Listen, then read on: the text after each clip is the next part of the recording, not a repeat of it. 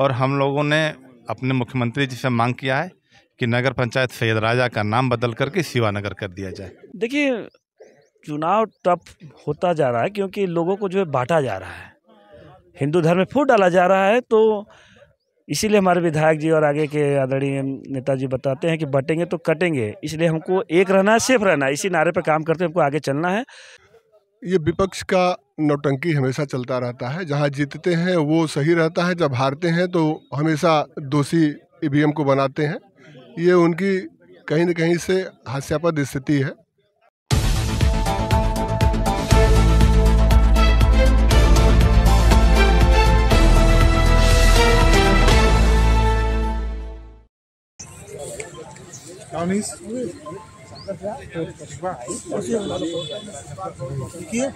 Bharatiya Janata party के जो प्रत्याशी आभा जायसवाल जी है वो चुनाव को जीत चुकी हैं। स्वागत है सर आपका हमारे चैनल पर। जी धन्यवाद। सर हम ये कहना चाहेंगे कि क्या प्राथमिकता आपने दिया है, किन बातों को लेकर के आप चुनाव लड़े थे और उसको किस तरीके से अमल किया जाएगा? देखिए, भारतीय जनता पार्टी की एक नीति है जो माननीय प्रधानमंत्री जी, माननीय मुख्यमंत्री जी उस नीति को जन जन तक पहुंचाने का काम कर रहे हैं। जो आम जनमानस की विकास के लिए जन कल्याणकारी योजनाएं जो चल रही हैं, यह सब योजनाएं माननीय प्रधानमंत्री जी की जनता के लिए समर्पित है और जनता यह देख रही है कि किसके राज्य में आम जनता को। अभी कल का सर एक खबर है, सदन में बहुत बड़ा वो गृह मंत्री अमित शाह जी ने अंबेडकर जी के नाम पर कुछ कहा और वहाँ पे विपक्ष ने जो है कि धरना दे दिया, प्रदर्शन दे दिया कि अंबेडकर का अपमान है। क्या कहेंगे इस पर? देखिए, विपक्ष के लोग हमेशा अंबेडकर जी का अपमान करते रहे। जब भारतीय जनता पार्टी आई तभी उनको सम्मान मिला।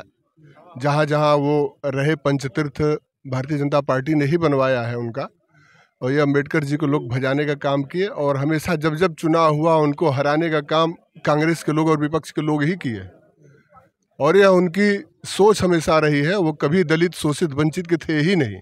भारतीय जनता पार्टी ही दलित वंचित शोषित की है और उनके लिए काम कर रही है। सबका साथ सबका विकास। इस उपचुनाव में गठबंधन की जो बात किया जाए तो गठबंधन जो दिखना चाहिए था वो नहीं दिखा। सपा ने किसी और को समर्थन दे दिया, कांग्रेस कहीं अलग ही लड़ रही है। क्या कहेंगे इस पर? ये कभी एक हो के भी कुछ नहीं कर पाए। अलग अलग होने के बाद ये क्या कर सकते हैं। आगे आपने देखा होगा अभी विधानसभा का जो उपचुनाव 7 सीटों पर हुआ है उसका परिणाम आपने देखा, महाराष्ट्र में देखा, हरियाणा में देखा। यह सब भारतीय जनता पार्टी की नीति, माननीय प्रधानमंत्री जी और सभी हमारे भारतीय जनता पार्टी की जगह जगह जो मुख्यमंत्री हैं उनकी नीति के हिसाब से जो रचनाएं हैं वो। सर ये विपक्ष जब जीतता है जहाँ, वहाँ तो आवाज़ नहीं उठाता, लेकिन जहाँ हार जाता है वहाँ पर ईवीएम को दोष देने लगता है और चोरी का, धांधली का इल्ज़ाम लगाता है। क्या कहेंगे इस पर?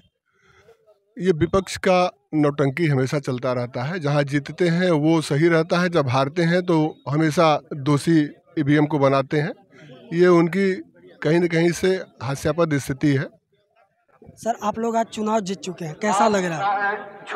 खुशी है, अच्छा लग रहा है। क्या परसेंटेज क्या रहा, वोटिंग क्या हुई है, थोड़ा बता दीजिए। नियर वोट वही 50-55%।